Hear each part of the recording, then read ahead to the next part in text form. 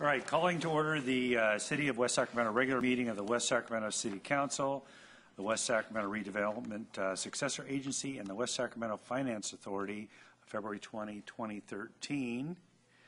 We did meet in closed session. We discussed existing litigation, West Sacramento versus Department of Finance in Yolo County, and also we discussed substantial exposure to litigation. No action was taken on either of those items. All right, we'll start the meeting with a Pledge of Allegiance that will be led by Dan Ramos.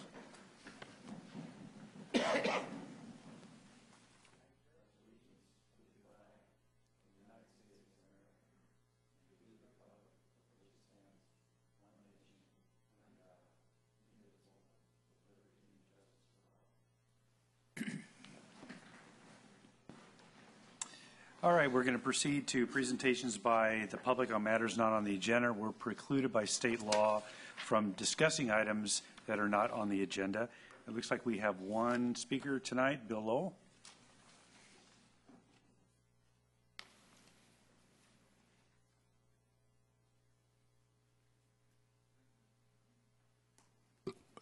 Testing? Yes. Thank you, Mr. Chairman. William Lowell, West Sacramento, for the record. I'm still wondering what kind of action is going to be taken regarding the designing or redesigning of the corner there at 15th Street and Jefferson Boulevard, when a new bridge would come over from Broadway on the other side and come out 15th Street on our side, because that existing 15th Street I don't think could handle freeway traffic eastbound past our fire station there at 15th and Alabama. Either we're going to do it like maybe we did at the east end of Park Boulevard and not allow left turn traffic to come in there, but then that would make traffic go even slower from that side. But I understand we are considering extending and widening what used to be South River Road up over the Barge Canal and tie it in with, I think it's called Valley Drive to the south, which ends at Lake Washington Boulevard in the Southport area. So maybe we would have a flow of traffic going over the barge that way and reduce the traffic on Jefferson Boulevard somewhat. So that will be a partial solution, if you will. But I still like the idea of a Southport, South Sacramento bridge, because that would especially give our Southport neighbors better access to and from hospitals and other medical care that they don't enjoy now. Thank you. Great. Thank you, Mr. Lowell. All right, moving on to council communications and assignments. Are there any communications from council?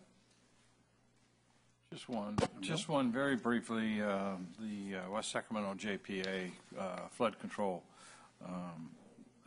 West Sacramento met last Thursday, and the major item of discussion was the possibility of combining the GRR in West Sacramento and the GRR that's going through the process in Sacramento. West Sacramento had a number of questions, and staff seems to be really ahead of the curve, so to speak, and they are looking very diligently at making sure that there are no delays, making sure that none of the issues that may bog down, we'll say Sacramento, affect West Sacramento. So I think staff's doing a very good job of keeping track of that, and it's something that, of course, we're going to keep a very, very close eye on. Thank you, Mr. Christoph. Mr. Villegas. Thank you. Yeah, the Yolo County Transportation District met actually February 11th, and as I go through, I don't recall. There's nothing too exciting that happened at that meeting, so I'll leave that be. On February 13th, the Sacramento Regional County Sanitation District met, and we received an update on the technology. So I've been keeping the council posted on the work that's happening with the expansion of the plant, the $2 billion expansion of the plant that has to be completed by 2021. And so part of what's happening now is that there is a series of work being done to experiment with different technologies that are going to be used as part of this master growth of the plant. And so, so we're getting a series of updates on that. And the good news is that it appears that there may be a reduction of costs associated with the plant. I guess when you're talking about a $2 billion plant, a couple $100 million here and a couple $100 million there, doesn't really add up to a whole lot, but it is important that we continue to stay on budget, certainly on budget and on time. So that was good news. And we also received an updated regional sanitation district business plan for 2013-14 as part of this sort of movement towards that 2021 date.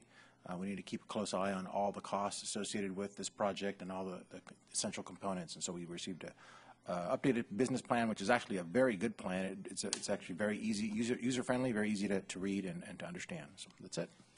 Thank you.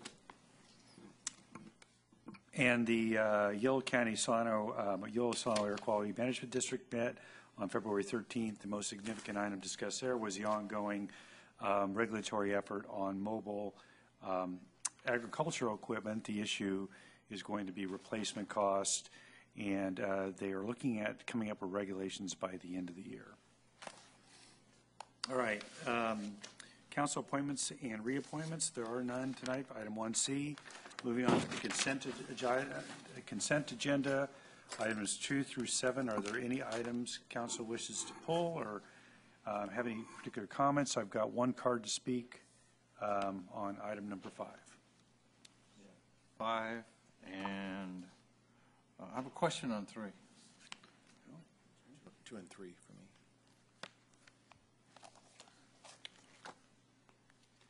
Okay.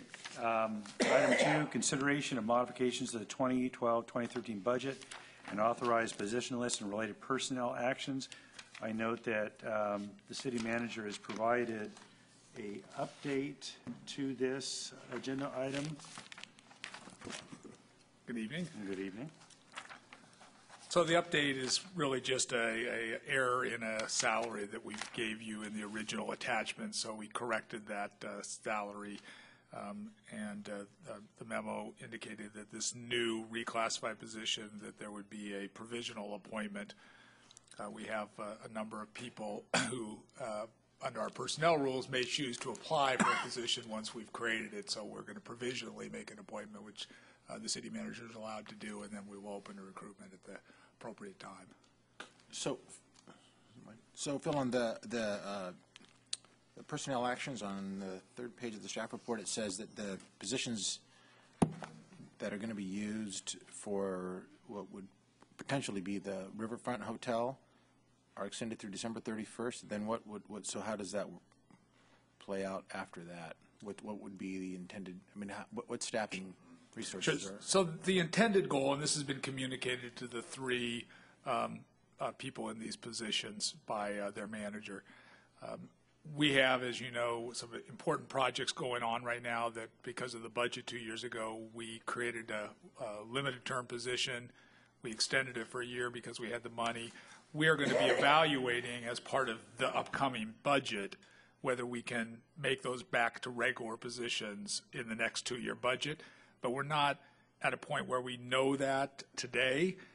Obviously, as somebody comes up at the end of their limited term, if they think their job might be going away, they're going to start looking. And these are critical staff. We wanted to tell them, don't look. You're here for at least 9 months. And we're going to be looking to see whether we can turn these back to regular positions as part of the budget, but we're not ready to make that commitment today. Okay. Thank you. Okay, item number 3, Community Development Housing, consideration of a 3-year contract to continue funding for the Homeless Coordination Project. Mr. Kristoff. Hi, Louise. I was just wondering how many people are at the Wayfair Center from West Sacramento? We pay for about 11 beds. Well, the homeless coordination contract pays for about 11 beds, but that's funded equally by West Sacramento, Woodland, Davis, and Yolo County. So technically we fund 4 or 5 beds. We probably use at least half of those 11 beds for West Sacramento residents on a regular basis. So they they do see quite a few people coming from West Sacramento to the shelter. Thank you. All right. Question on that, actually. Okay. Thank you. So, Louise, actually, I had a question, a follow-up question as well. So in the agreement, under Section 1, there isn't any reference to, so it talks about the work that would be done to improve services, obviously, and then to increase funding for local agencies for homelessness, and then the efficiency. But it doesn't talk anything at all about the impact to the neighbors,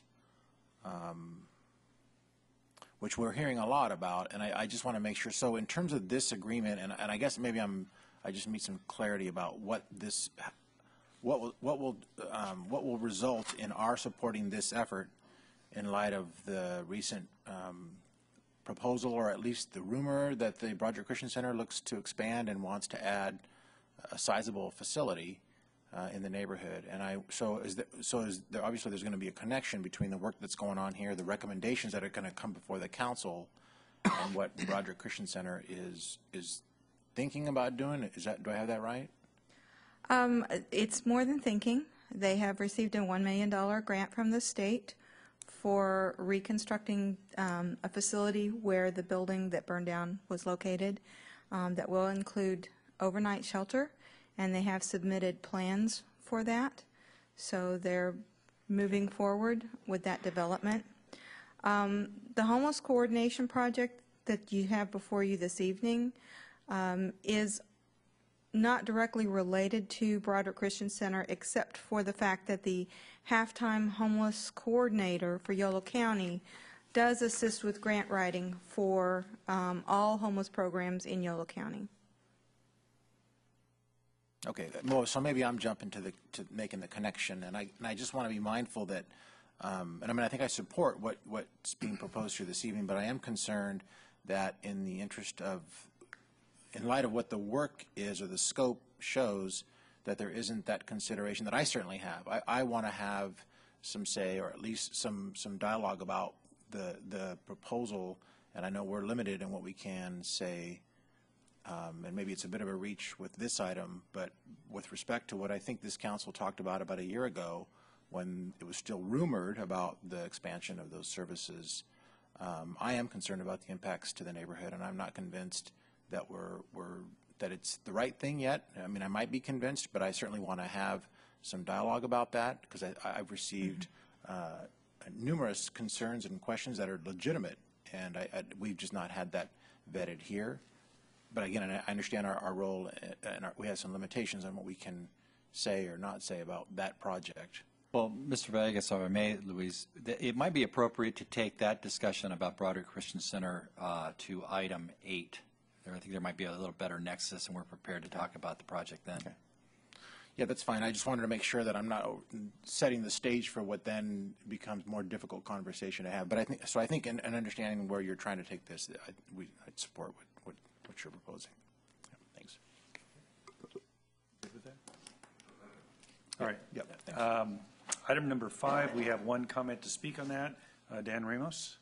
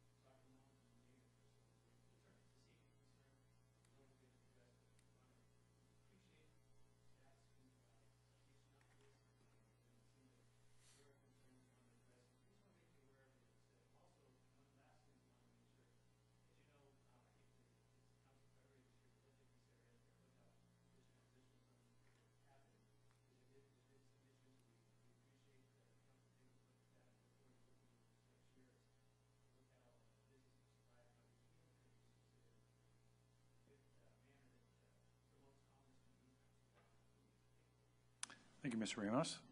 Mr. Kristoff. Jay?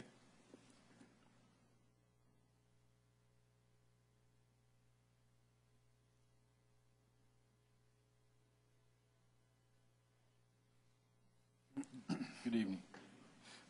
I think that you've heard some of the points that Mr. Ramos has brought up, and I really appreciate the talking with the various property owners and business people up there, because there will be a safety issue, and there'll be a real safety issue when Village Parkway Extension eventually connects to that, because that's when you'll see more and more traffic. But in the meantime, all of these trucking businesses and businesses that are on South River Road now, even including some city offices, they are going to struggle with egressing and ingressing from their businesses. And so there needs to be, I know there's going to be a stoplight at 15th. Correct. And so there needs to really be something that puts a halt to traffic so that these trucks and other kinds of vehicles can ingress or egress out of their businesses. So I think that that's a real important point that we have to be aware of and try to work through that. And then the other one was one that I hadn't thought of until just recently, when some things happened at one of the businesses up there, and that is, until the tank farms are gone, we are going to need to have some uses, maybe not expanded, but at the same time, those uses, there has to be a reasonable test so that those businesses can continue to do business. We can't lose jobs, or we can't lose income, and we can't put a real impediment on the businesses that are there.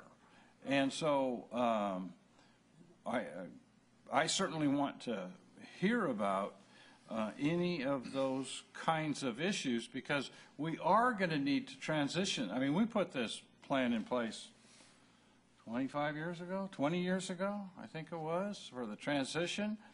And a number of things have happened. The economy has fallen in the tank. A number of things have happened to where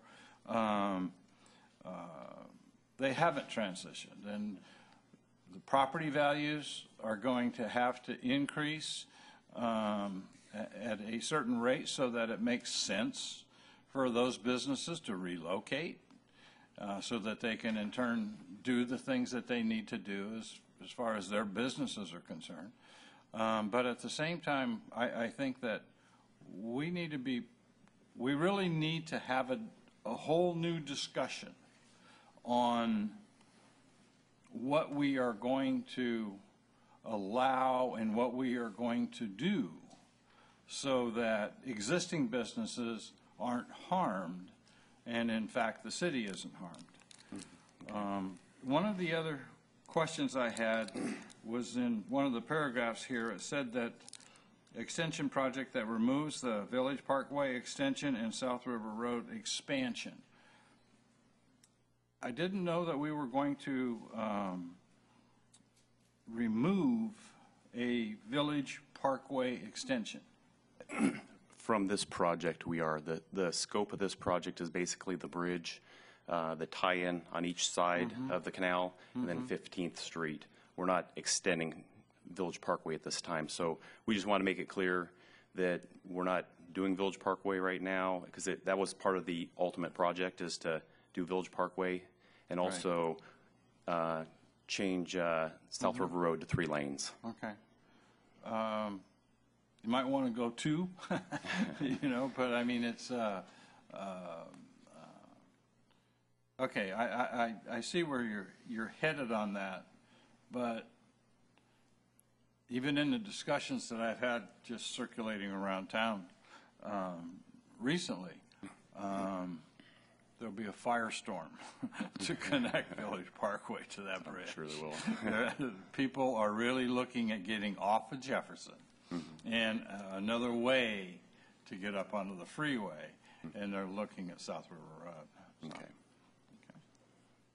Vegas? So Jay, I know that initially you're gonna build the full width of the 80 feet, and then you're only gonna stripe it for 2 lanes, so that's gonna have bike lanes, bike paths temporarily? Yes, it will have the bike lanes and then obviously the 6-foot sidewalks. Got it. Yep, thanks. All right, thanks. Yeah, I'd like to reiterate what Mr. Christoph said. I'm looking forward to a transition plan on this and to consider the existing businesses and allow them to operate as long as possible and really look at how the market's going to dictate the change of use there rather than doing something that's too premature. And also just this tie-in. I think the last thing we need is a bridge that stops and goes nowhere. I mean, it's just not going to look good. So, you know, in terms of the connection with South River Road, I'm looking forward to see how that's really going to work. You know, in terms of right now, there really is no road there. So those issues. So that's it. Okay, thank you very much. Any other comments or questions on consent? Is there a motion? So moved by Mr. Villegas. Second. Second by Mr. Christoph. All in favor? Aye. Opposed? Okay. Consent passes. Moving on to item 8, Community Development Housing, public hearing and consideration of 2013 CDBG funding opportunities, Resolution 13-7, approving a revision to the CDBG program income reuse plan, and Resolution 13-17, approving transfers of CDBG program income to the Homeless Coordination Project and Fair Housing Services. Ms. Hamilton. Thank you. Louise Collis, Senior Program Manager, will present this item, but I am available for any questions related to the Broderick Christian Center plans. Great, thank you. Ms. Collis? Good evening. Each year, the State Department of Housing and Community Development makes funds available to small cities such as West Sacramento, known as Community Development Block Grant Funding, CDBG. And in order to be eligible to submit an application, the city is required to hold 2 public hearings. This evening, we're asking the City Council to open the first public hearing. At this hearing, the intent is to receive public comment on potential projects that of need that could be considered for an application. The city is specifically restricted from making any final decisions on applications at this hearing. That must come at the second public hearing, which is to be held in, there must be at least 30 days between these hearings. So to start out with, the first item on this staff report is the potential applications for 2013 funding. In years past, CDBG funds have come available throughout the year, various different types. Now the state does 1 application, so we have 1 shot per year to get CDBG funding. Funds can be used for multiple different types of activities, primarily those that would improve the lives of low-income residents, such as affordable housing, job creation activities, youth programs, senior programs, programs that would help the needy or the homeless. This year, the city is eligible to apply for up to $2 million, and we may apply for up to a total of 3 activities. We do have a number, we've been very successful in CDBG grants in the last few years, so we do have a number of activities currently funded with open grants, and staff recommends that should we submit an application this year, we could prioritize funding for infrastructure in the Bridge District and Tower Bridge Gateway and our early learning programs. We also recommend that if there is a strong economic development project that we identify that is CDBG eligible, and there's a lot of restrictions with that program. So Most are not, but if we do identify a strong project, that we submit an over-the-counter application, and that is the one exception to this one-shot rule. That application does not have to be submitted with the one that's due in April. It can be submitted at any time in the coming year.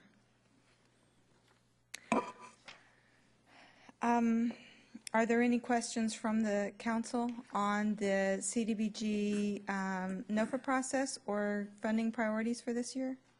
Questions? All right. Proceed. Okay, the second item is our CDBG program income reuse plan, which this council has seen many times in many versions.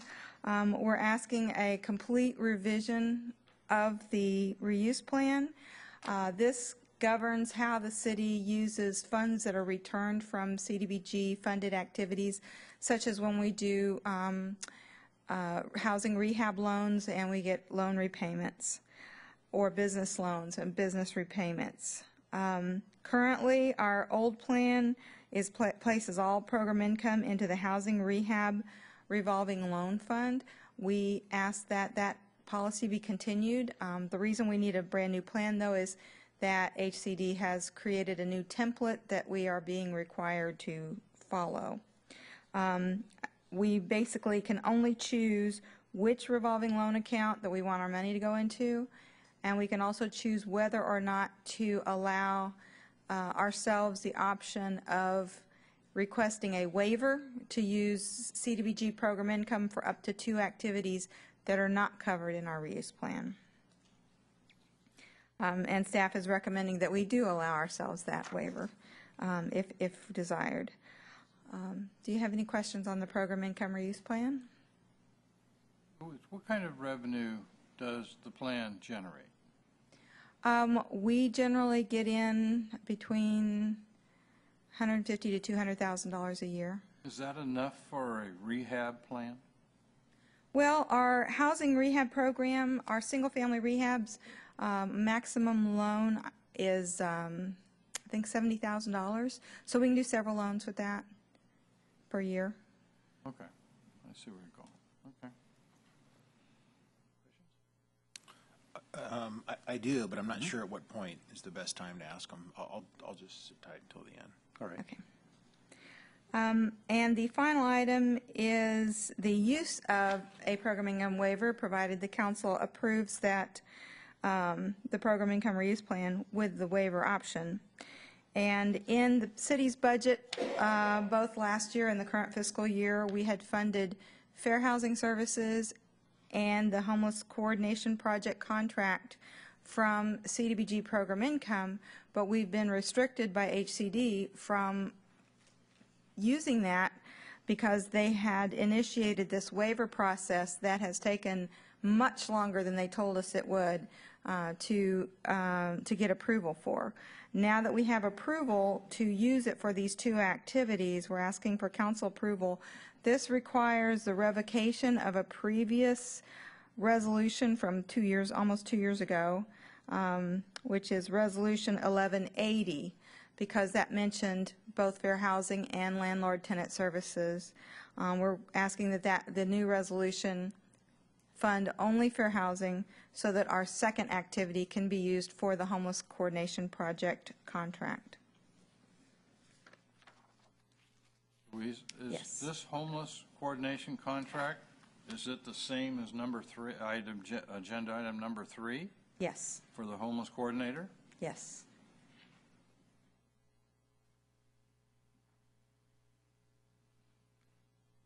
Okay. Because I have some issues, just like Mr. Villegas does. I mean, a lot of rumors flying around town that Project Christian Center wants to expand to 40 rooms, 45 rooms, or whatever it is for overnight housing. And it certainly has a number of people in the Broderick area very, very upset. I realize that there are some state rules and regulations that prohibit us from interfering, but at the same time, we have to be aware of what's going on over there. Those poor people are, they're fixing up their house, they're fixing up their yards, they're investing in the community, and then they get hit with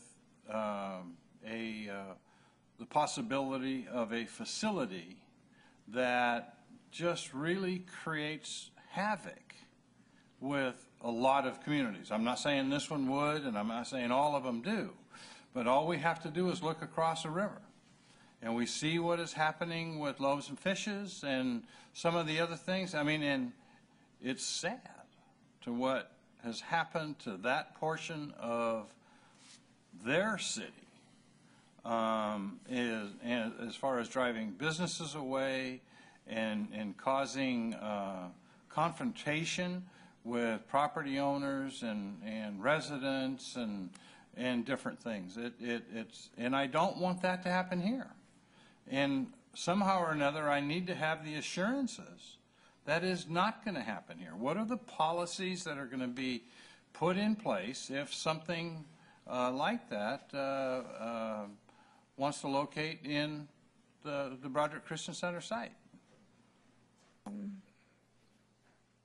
So I just want to point out that the Yolo County Homeless Coordinator is really an indirect issue with regard to Broderick Christian Center. That serves the whole county, and it's much more than that. And it's not going to have approval of that contract, or the funding for that contract isn't going to change any circumstances with regard to Broderick Christian Center's But it should. I mean, he's the homeless coordinator.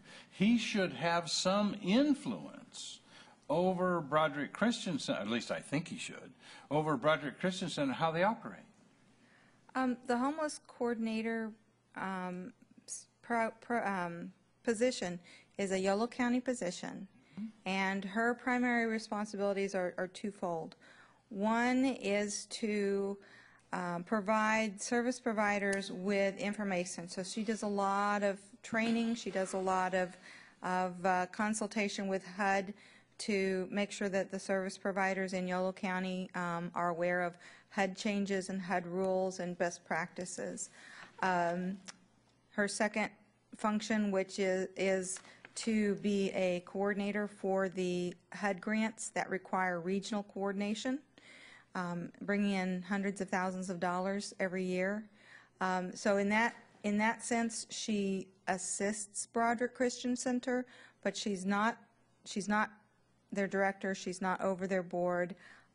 Yolo County does have some contracts with Broderick Christian Center, but the homeless coordinator is not involved in those contracts. But I get what you're saying, and I think we've heard your concerns on that regard, and we can maybe explore what options there might be through Yolo County services to try to bring about some better ways of providing those services in our city. And that's also part of our homeless study, which is reported in here about the funds that we're going to be used on that study that you asked us to look into last year. And we're moving on that. And that's more directly related to the Broderick Christian Center. And I can tell you that it's not a rumor. They have officially submitted for building permit plans. It is for an overnight shelter, which is different than the one that burned down. The one that burned down in 2010 was day use shelter. They did receive a grant for the building, the reconstruction. The grant requires, we've been told the grant requires 43. When they submitted the grant, it was for 43 beds, For and 43 I believe beds. that's in their contract unless it's been amended by the state, which, unless they requested an amendment. And our review of the current plans that have been submitted, and we just issued plan check comments back to their architect today, is that we're questioning whether or not they can accommodate that under the building and fire code. Our calculations show that it would fall substantially short of that. Absolutely. For what, $1 million? Yeah. Yeah. Yeah, so we've asked for them to provide more information. We continue to try to meet with them, and they have been meeting with us. We've tried to encourage them to orient the building differently so that there's more of an interior courtyard, so that their clientele that come to receive services are not loitering or in other people's yards. So they have had some staffing changes, and we're trying to keep the dialogue up and trying to influence where we can better development. But they are permitted by right in the R2 zone, and we, beyond the building and fire code, we don't really have the ability to impose any further development standards on them, especially given Senate Bill 2. But the dialogue remains open, and I think the city manager and I are going to try to schedule another meeting with them, especially given our review of the current building plans. Are there any city general fund monies or any city monies going into the project, or has there been a request from the Broderick Christian Center for that to happen? There are no monies going into the building. Last year, they did request that the city apply for CDBG funding, and we did not do that. I don't know if they've requested this year. They did. We did have one conversation where they said they felt like they would need more operational funds for staffing, but they never came back with additional comments or interest. They did not show up at the workshop that the state held for CDBG funds that was in Winters a week ago, 2 weeks ago, which I thought they were going to be at. So I'm at this point in time, I don't think they're asking for additional funds. However, they have expressed a need for additional funds. And that would come to the council, though. If we were to put them in the CDBG application, absolutely, that has to be a council resolution.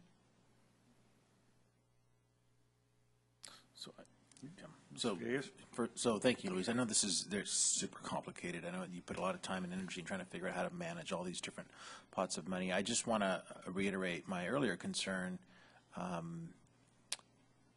because you've identified under the 2013 CDBG priorities, under the other activities to be considered, homeless services, and in fact it says in here that they've asked for funds, and so, but within the same paragraph it says the results of the study that we're doing are not complete, so we don't have recommendations yet. So I guess I'm just concerned about putting the cart before the horse a bit here. So if we don't have the study that we're paying for that's going to tell us what we ought to be doing, I'm certainly not interested in going down that path and not funding a program that I think, in my opinion, is again so broad-based, it's not focused, and I really think that without an end game to what our strategy is, the notion of just creating 43 beds for what, I don't know if it's for anybody, but I would really rather have the conversation here to say we need to focus our efforts and be strategic about the target area, whether it's women and children, or it's foster youth, or it's veterans, or is it just anybody, and is it just anybody who sometimes doesn't want a bed, and so now they're just going to hang out.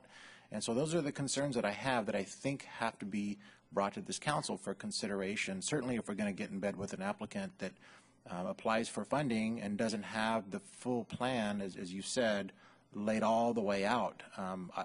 We've only been successful up here largely because we're thoughtful and methodical as we partner with folks who are have an end game in mind, not just simply partnering to be collaborative and to do those kinds of things. So I know I'm sharing with you what you already know, but I really don't want to go down a path where we're pigeonholed into supporting a project that is so unwieldy and unfocused that we contribute to the neighborhood problems that have been pretty clearly articulated. At least to me, they have been. So I completely agree. I just think going down this path, supporting that, even if just in the way that it's laid out here, we're going to contribute to the problem and not more focused effort fix it. And I know there's a perfect solution to it, but I just want to be mindful of the fact that the neighborhood is saturated with a lot of problems, and housing is not, they're not short on affordable, very, very low and very affordable 400 square foot studio apartments that if our interest was to provide, shelter, we're almost doing that on the natural, given the number of affordable and very, very affordable units in that immediate proximity. So I just want to continue to express my concern as we had it, I think, about a year ago here at the council. So I just want to continue to make sure that stays on the radar. Great, thanks.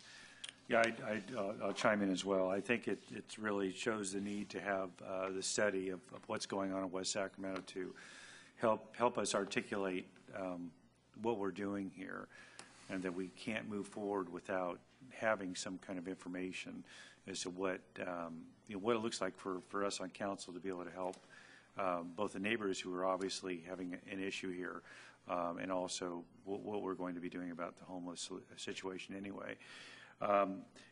My suggestion would be to engage the folks that are really vocal about what's happening in their neighborhoods and bring them in to the conversation and the strategy, so they can be part of the solution and not so their voices are heard in the appropriate forum.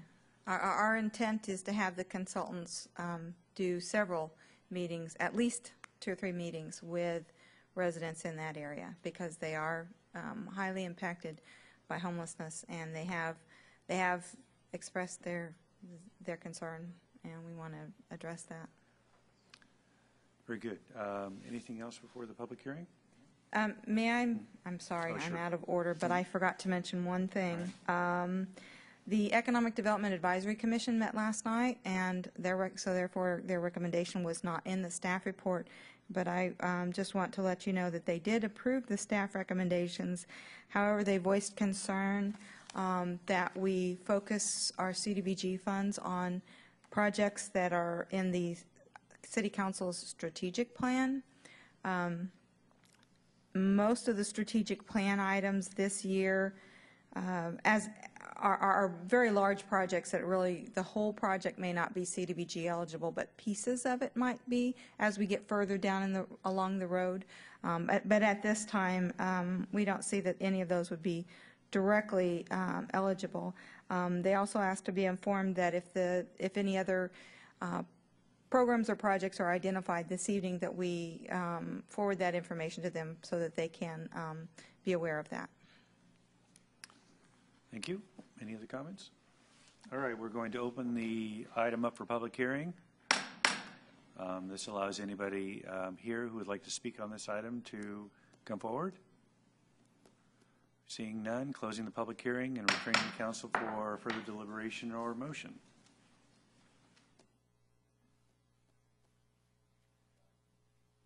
Could we have a motion to move the item by Mr. Villegas? I'll second it. Okay, we have a motion and a second. All in favor? Aye. Aye. Against? No. Okay. Motion passes. Staff recommendation. All right, on to item 9. This is a public hearing and consideration of resolutions 13-15 and 13-16, authorizing the city manager to execute an installation contract with Siemens Building Technology Division to retrofit city-owned streetlights and a financing lease for the streetlight program with PNC Equipment Financing. Mr. Fabian, or Mr. Dixon. Good evening, Council. This evening, staff is requesting that you listen to a short presentation by Paul Douglas from Siemens Building Technology. Open the public hearing to consider resolutions 13-15 and 16. Making a finding and entering into an energy service contract is with Siemens is in the best interest of the city. Authorize the city manager to complete negotiations with Siemens, and authorize the city manager or designee to enter into the master equipment lease purchase agreement with PNC Financial to finance the project. With that, if you could bring up the presentation, I'd like to introduce Paul Douglas from Siemens Building.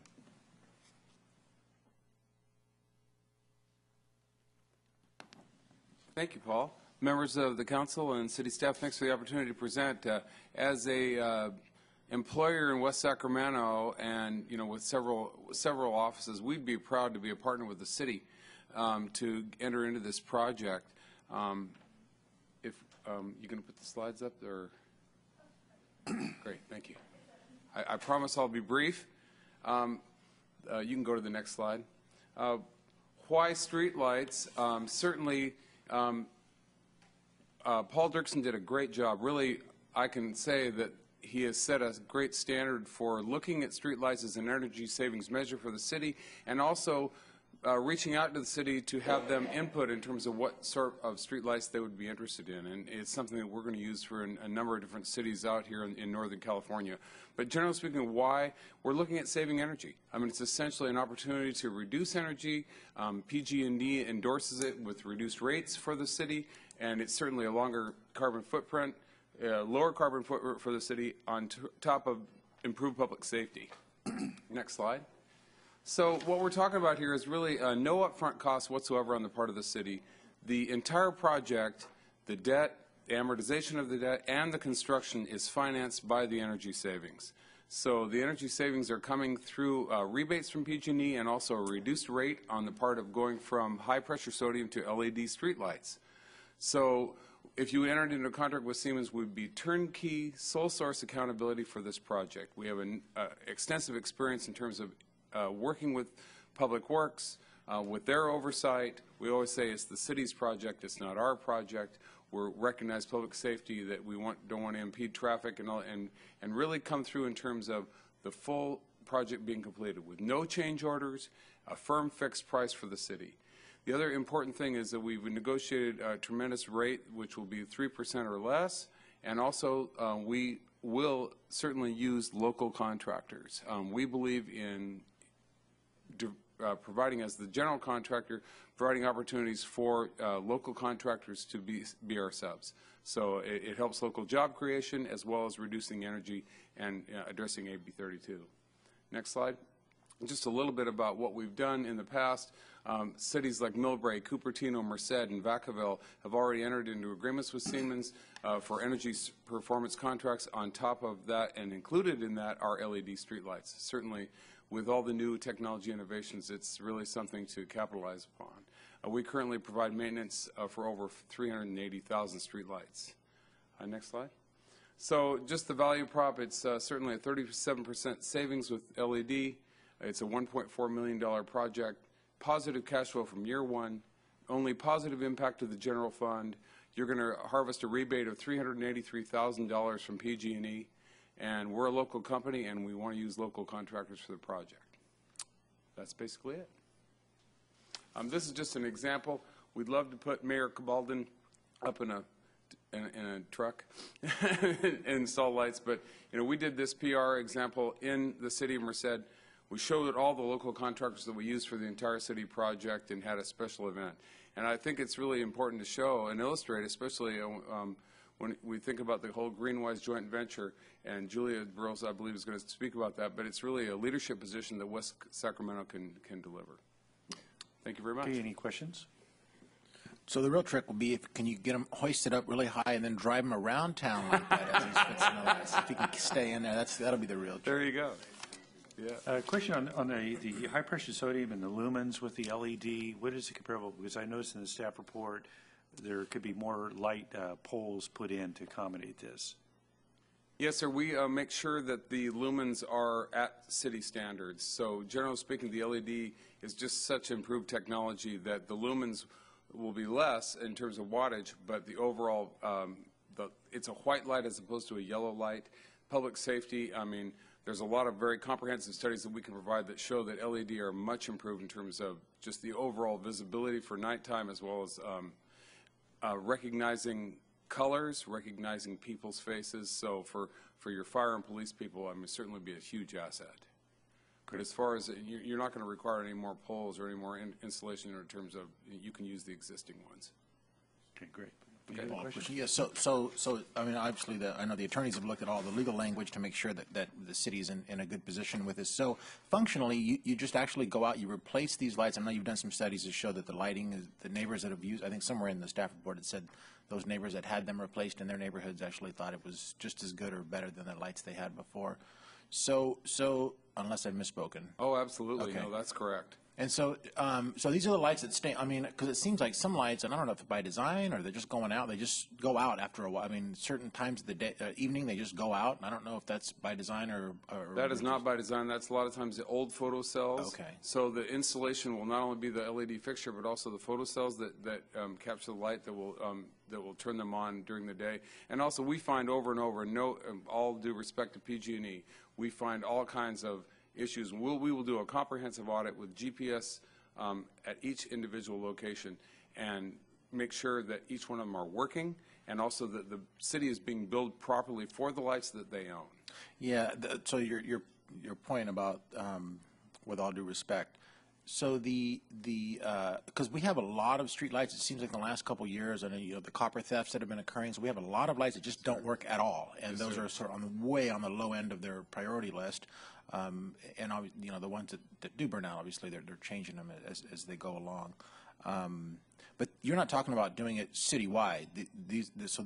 We're talking about the city-owned streetlights to start with. Okay. In our audit, we will clearly identify which ones are owned by PG&E and which ones are owned by the city. Okay. But certainly Phase 2, that's certainly for Paul Dirksen and Public Works to work on in terms of that negotiation with PG&E, in terms of looking at ownership of those other lights. The other ones. Yes, sir. Great. Thank you. My pleasure. No? Any further questions? Mr. Dirksen, anything further? Excuse me? Anything further?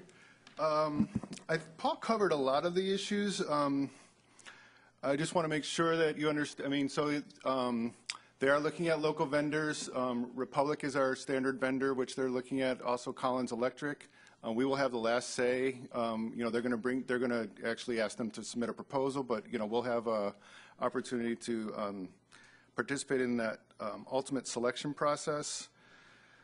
I wanted to emphasize the fact that we have had ongoing dialogues with PG&E about what their programs are. So PG&E has a program for city-owned streetlights, but not for their own. Kind of ironic. So we're trying to get them to budge on that a little bit.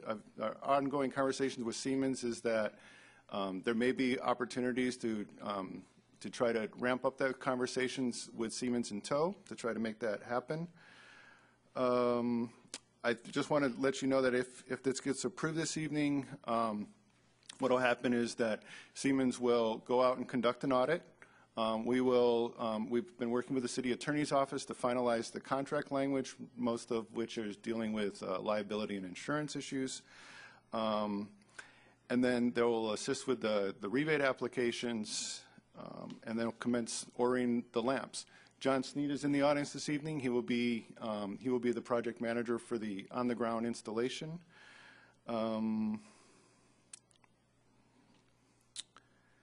And I think that concludes all I have, unless you have any other further questions. No, I can't. No, I'm sorry. I can't imagine you're going to conclude your presentation without bringing up Julia Burrows from Greenwise to say something about the project. I think she's going to comment during the public hearing. Okay. All right. So she's not part of the official presentation, right? Just checking. All right. Yes, sir. Paul, how, with all the studies and things that are done up front and all of the upfront legwork, so to speak, what's the lag time before they get reimbursed? Before Siemens gets reimbursed? What's the lag time before that? Because the staff report says there won't be any upfront cost for the city, so I have to assume that there's nothing there. Is it that the first year there is very, very little positive cash flow as far as the city's concerned? Or is it, and then it grows as more and more lights are put in and all the other things? So a couple of pieces to the question, I think. So once we sign a contract, Siemens will probably mobilize within 2 weeks to 3 weeks to go out and do the inventory. PNC Financial will deposit the money into an escrow account. Okay. It's very similar to our residential rehab program. Exactly. As Siemens makes milestones, we will make milestone payments against the progress that they've made in the installation. All right. Thank you. Just a quick comment on the audit. I think that's it would be helpful if we could identify which poles are which. I know over the years we've had discussions about whose light pole is a PG&E or the city, I think this would be a good opportunity to actually mark those things so the residents can tell whether it's a PG&E pole or a city pole. Yeah, I don't know if it's going to be that distinguishable to residents, because we would like uniformity throughout the city. Or something on But the pole fact is itself. that our GIS system holds the ownership, will hold the ownership once Siemens is completed. So once the audit is completed, that information will then be re-uploaded into our GIS system. Great. Anything else? All right, thank you, Mr. Dirksen. All right, we're going to open up the public hearing. Anybody would like to speak on this matter, please come forward.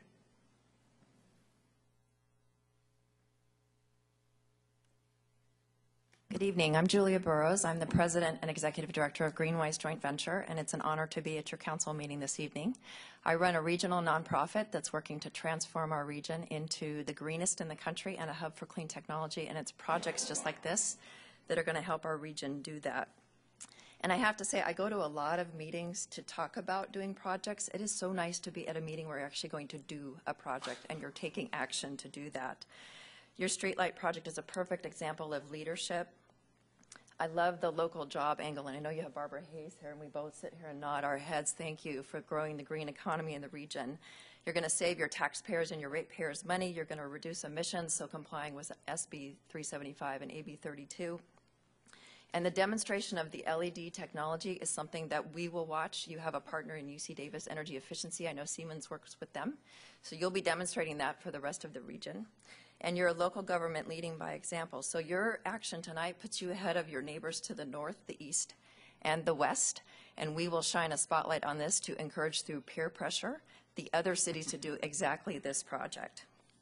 So I'm here tonight to congratulate you on this fantastic energy efficiency project. Your timeline in going from the conversations to the action tonight beats every other of the 21 cities in this region. And so thank you for taking action to transform our region. I really, really appreciate it, as does Greenwise and the entire region. Thank you. Great, thank you very much.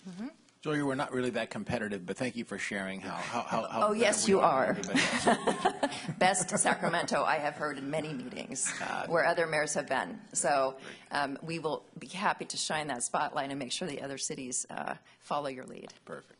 Thank you. Any other public comment? All right, seeing none, closing the public hearing, referring to council for deliberation or a motion, and noting that we have an updated resolution 13.6 in the handout.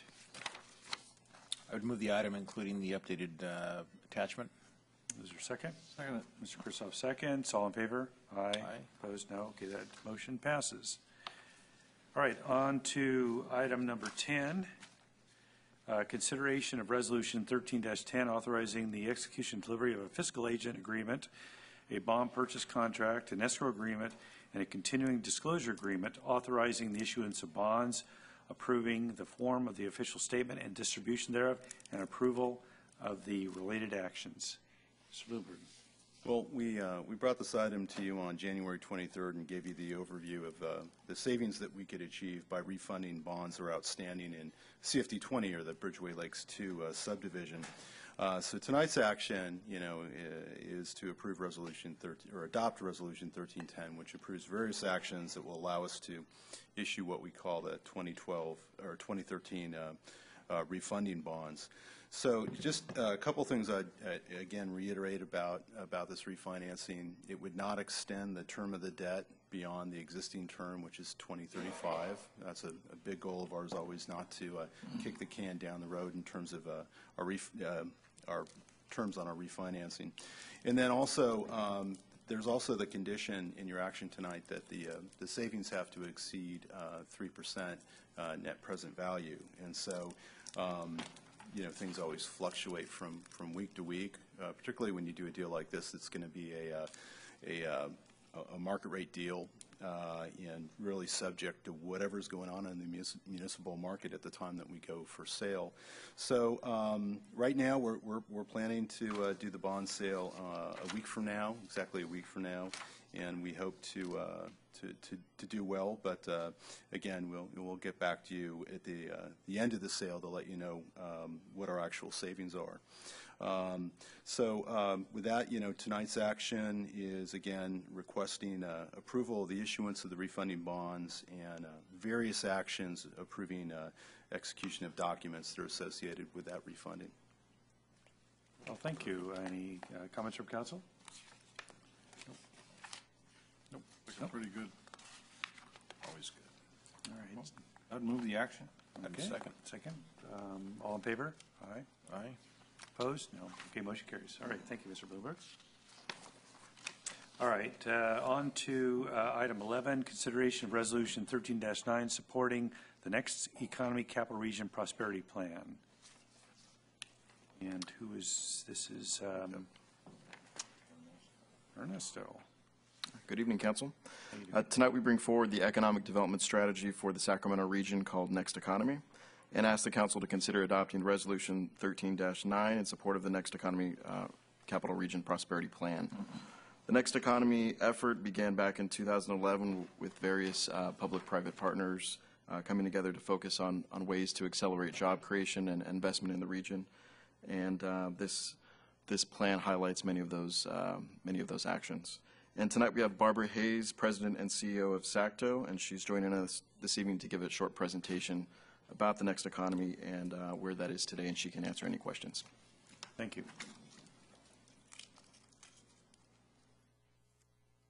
Good evening, Council. For the record, Barbara Hayes with SACTO. It's an honor to be here.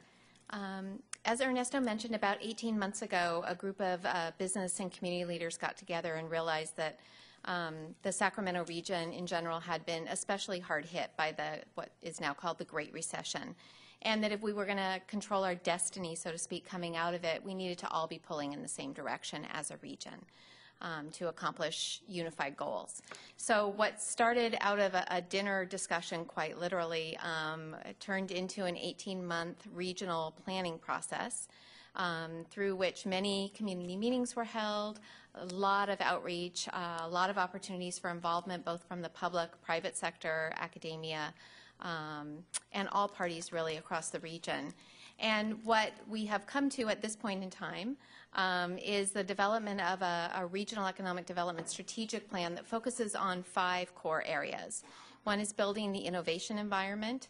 The second is increasing global market transactions, that is to say, increasing our import-export opportunities and our foreign direct investment opportunities across the region.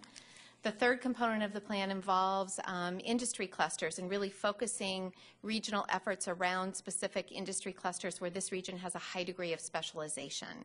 And there's some that I know fit right in with the City of West Sacramento's economic development strategic opportunities, such as food and ag, advanced manufacturing, information technology, and the like.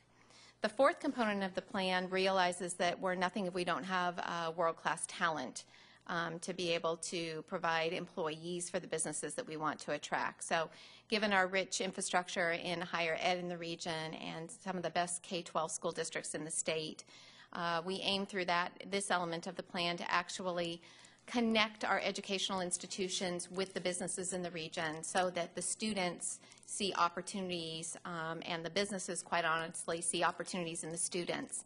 So that the workforce that we're growing here in the region remains and grows. It's a large piece of that workforce component. And then the fifth component is perhaps very selfishly a little bit of job opportunity for me, or important to what I do, is improving the business climate, not only in the region, but also, and perhaps most importantly, for the state of California.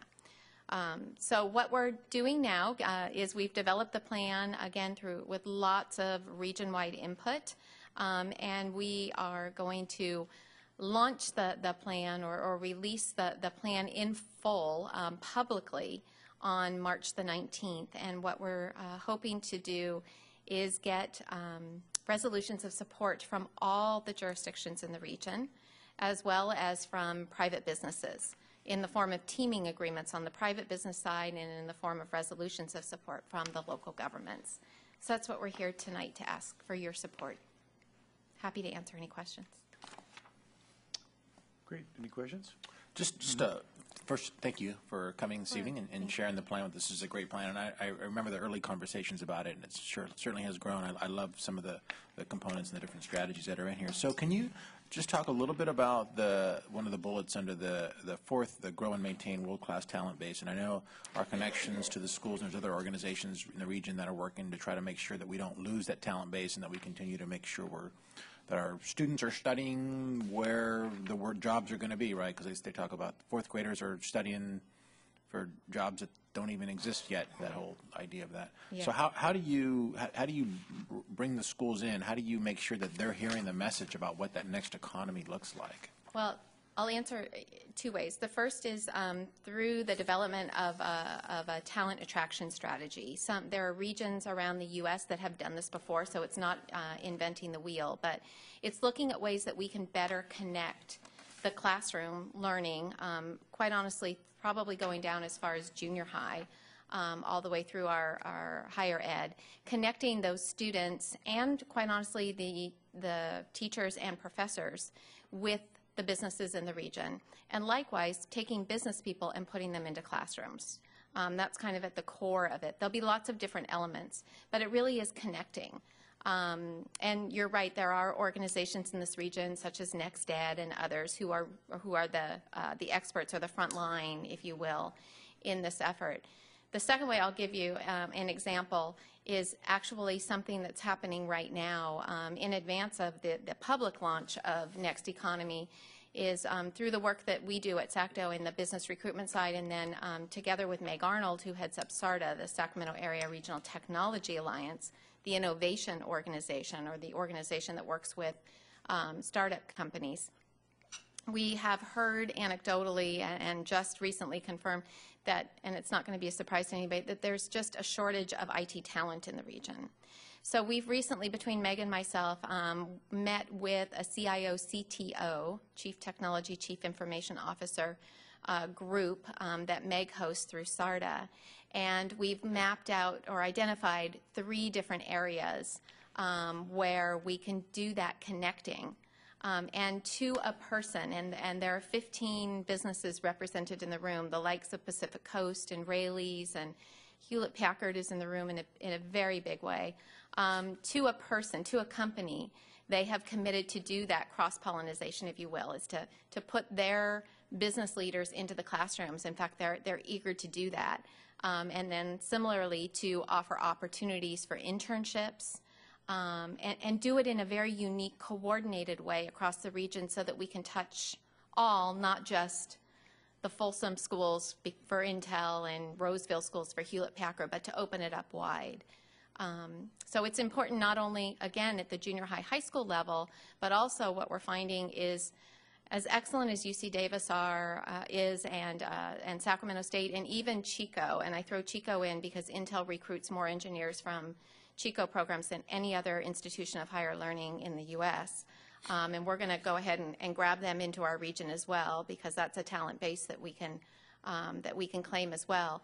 We're going to do a better job of introducing at the professor level and at the dean level those professionals to the professionals within our business community. Because what we're finding is those students are graduating looking for jobs and they have no connection whatsoever to the Sacramento region and the companies that are here, and they're taking jobs elsewhere. I mean, simple things like the city of Columbus has a rather unique thing where they, with the university bus system, they connect the university. You have to have an ASB card to get on the bus, but it goes through what would be the equivalent of our Midtown and drops students off there and then comes back to campus and does this over a period of time to connect the students with what's going on in their communities, not just on their campuses. So it's everything from doing that connectivity with the businesses that's so needed, but also connecting them socially and recreationally and culturally with the region. That was a long answer, I'm sorry. No, it's helpful. I mean, it's hard to do. It's complicated. So yeah. I'm just curious what are the things that you guys are thinking about doing? Because it is so important. I mean, we're going to blink, and what we're studying today is obsolete tomorrow. I mean, so I'm just trying to figure out how do you make that connection with the early education to the next economy. So, right. Yeah. Right. Thank you. No questions. All right, well, I'm really supportive of the regional effort that's going on here. One of the issues you have to improve the regional business climate for economic growth, and the resolution we're adopting tonight is basically to authorizing the city manager to engage in shaping our economic development plan. How is this going to look in terms of the regulatory reform? You know, and how that's going to fall, how that is going to flow down to all the local jurisdictions.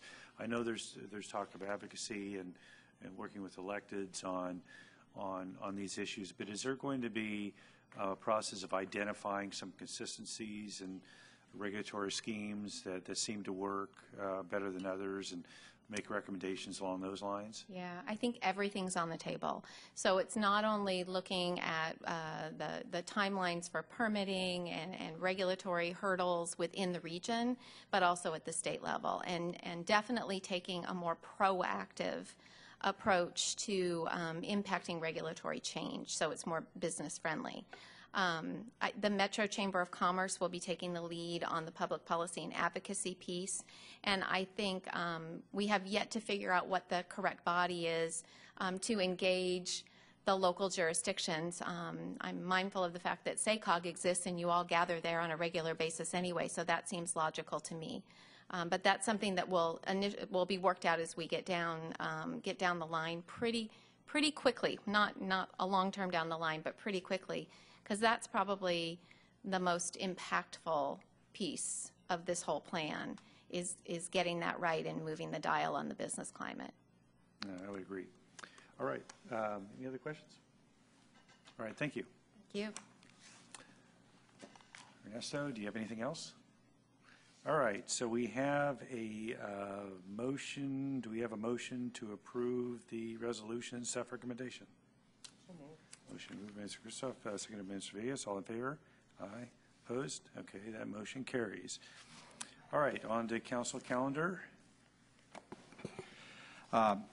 Mayor, council members, next week is the fireworks sellers information night. It's been a big event. That's going to be on Tuesday evening on the 26th. Not on your calendar is an event that we heard about today. It's the police fire recognition event. That's March 27th, so we'll include that on next week's calendar, but it's not on there tonight, but you may want to note that.